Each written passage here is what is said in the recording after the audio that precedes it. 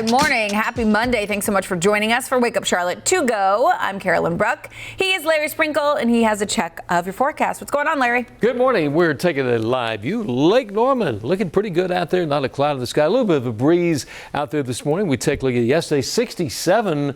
A high temperature. There's our average of 60 degrees for this time of the year. For today, we'll get temperatures close to average, but it's going to be interesting this week. Couple days this week above average. Looking ahead to the beginning of December, look at those temperatures. The first and second day of December, highs only in the upper 40s. So enjoy what we have today. We'll be close to average. A little bit of fog this morning. In the low 60s this afternoon, taking about 4 a.m. tomorrow morning, dropping down to 38 degrees. Your 7-day forecast. A cool day tomorrow, but some rain on Wednesday, and then Thursday afternoon should be great weather. We're looking for some sunshine, upper 60s the weekend, a little bit of rain, and then a big cool down to end the weekend. We're at 60 degrees on Sunday, and that is your forecast this morning, Carolyn. Larry, thanks so much. Now to some top stories in your morning rush. Today, health officials ramping up COVID-19 testing ahead of Thanksgiving.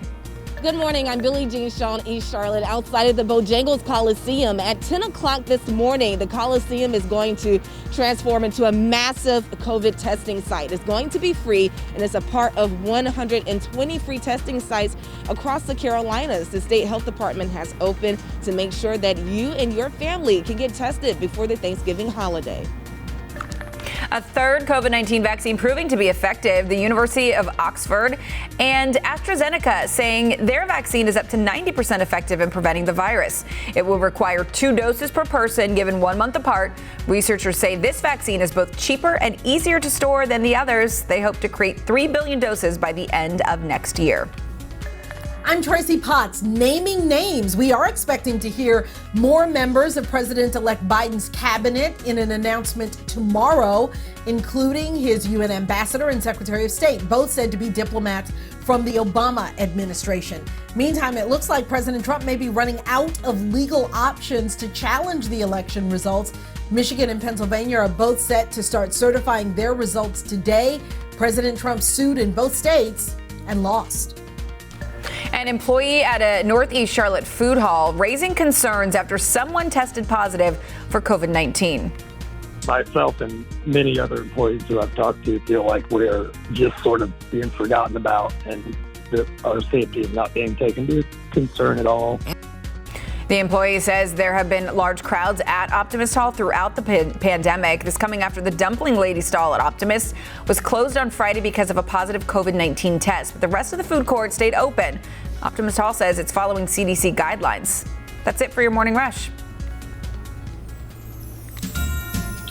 Hey everyone, good morning. A lot of you are hitting the skies for Thanksgiving, and we are seeing evidence of that in the pictures and videos all across the country showing some airports really packed. I'll show you those in just a second, but first TSA says all across the country they are seeing record numbers. Now, these numbers are not compared to what they were seeing pre-pandemic, but still, Saturday, nearly 1 million people traveled through TSA, and it was similar numbers again just yesterday. Let's show you some video now from Phoenix. This is Sky Harbor Airport. You can see a ton of people there in the terminals. Pretty much everyone is wearing a mask, but not social distancing. To New Jersey, long line of people waiting to get on a flight there. And in Orlando, Florida, a packed tram that takes you from the terminal to a baggage claim. There is a big contrast in international terminals across the country.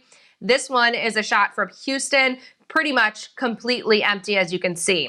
So if you're traveling, just a heads up, because tomorrow, Wednesday, and then Sunday, those are the 3 busiest days expected around Thanksgiving. Charlotte Douglas has a couple reminders for people, like do not be surprised if they go ahead and take your temperature. Also, your TSA experience could be different. Most of the screenings, they're done behind protective shields now. They also have a map of hand sanitizing stations all across the airport for you. If you're worried about parking, there is a real-time map that shows you which lots are full, which lots are not full yet, so you know exactly where to go. And then if you want to get to the airport with maybe as little amount of wait time as possible, check the airport's app because they have real-time live updates of your wait time on there as well. So we will continue to keep everybody posted when it comes to traveling through this holiday season at Charlotte Douglas and at airports across the country. I'll send it back to you, Carolyn.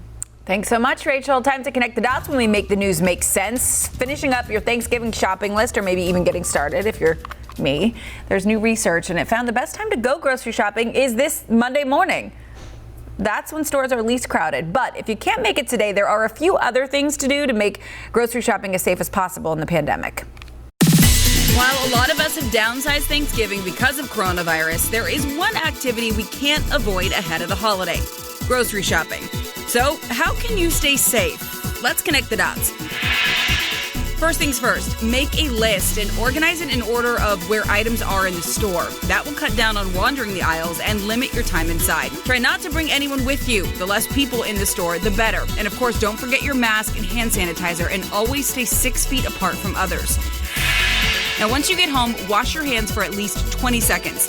Experts now think that you don't have to wipe down all of your groceries, but it is a good idea to rinse off your produce. And if you don't want to deal with the hassle, don't forget about delivery services, either through a grocery delivery site like Instacart or a restaurant that can deliver and then you don't have to make anything. It's a bonus.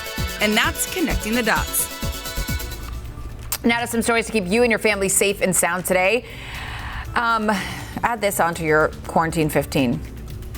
Or 30 in my case. Americans will gain an average of 7 pounds this holiday season.